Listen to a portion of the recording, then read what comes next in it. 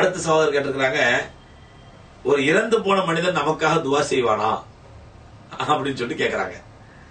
ஒரு இறந்து போன மனிதனிடத்திலே இறந்து போன மனிதன் நமக்காக துவா செய்வானாங்கும் போது அல்லாஹ் ரப்பல் ஆலமீன் தன்னுடைய திருமறையில் விளக்க சொல்றான், ஒமா அன்தபி முஸ்மின் மன்ஃபில் குபூர், கபூரில் உள்ளவர்களை மூத்தானவர்களை கேட்க வைக்கும் சக்தி உங்களுக்கு கிடையாது அப்படிங்கிறான்.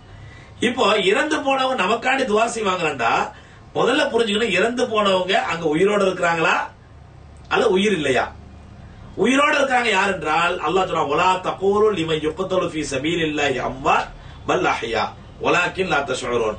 அல்லாஹ்வுடைய பாதையிலே ஷஹீதாக்கப்பட்டவர்கள் மட்டும் கபரிலே உயிரோடு இருக்கிறார்கள். அல்லாஹ் சொல்றான், வலா தகூலு லிமன் யுக்தலு ஃபீ சபீலில்லாஹி அம்வாத், அல்லாஹ்வுடைய பாதையிலே கொல்லப்பட்டவர்களை மையத்து மரணித்து விட்டார்கள் என்று சொல்லாதீர்கள், பல் அஹ்யா, அவர்கள் உயிரோடு இருக்கிறார்கள், வலாக்கின் லா தஷ்உரூன். ஆனால் எப்படி உயிரோடு இருக்கிறாங்க, அதனுடைய ஹைசியத் என்ன, அதனுடைய முறை என்ன, அது உங்களுக்கு தெரியாது. அப்ப எப்படி உயிரோடு இருக்காங்கன்னு நமக்கு தெரியாதோ, அப்ப அவங்கள்ட்ட போய் எங்களுக்காண்டி துவா செய்யுங்க நம்ம எப்படி கேட்க முடியும்?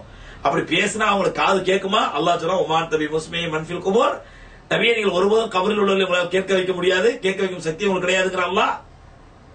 லா யஸ்தவில் அஹ்யா வல் அமா, அதாவது லா யஸ்தவில் அஹ்யா வல் அம்வாத், உயிரோடு இருப்பவர்களும் மரணித்தவரும் ஒருபோதும் சமமாக மாட்டார்கள். உயிரோடு இருக்கவங்க எப்படி காது கேட்குது, அவன் மரணத்தவர்கள் காது கேட்காதுங்கிறான். எப்ப இறந்தவர்களுக்கு காது கேட்காதோ அப்ப நாம போய் அவங்கள்ட்ட எப்படி முறையிட முடியும்? பாவாவே, அவுலியாவே, நாதாவே, எங்களுடைய பிரச்சனைக்காண்டி அல்லாஹ்ட்ட துவா செய்யுங்க அப்படின்னு சொல்லி நம்ம எப்படி முறையிட முடியும்? நம்ம முறையிட்டா எப்படி அவங்களுக்கு காது கேட்கும்? நம்ம எப்ப முறையிடுறது காது கேட்காதோ அவங்க எப்படி நமக்காண்டி துவா செய்வாங்க?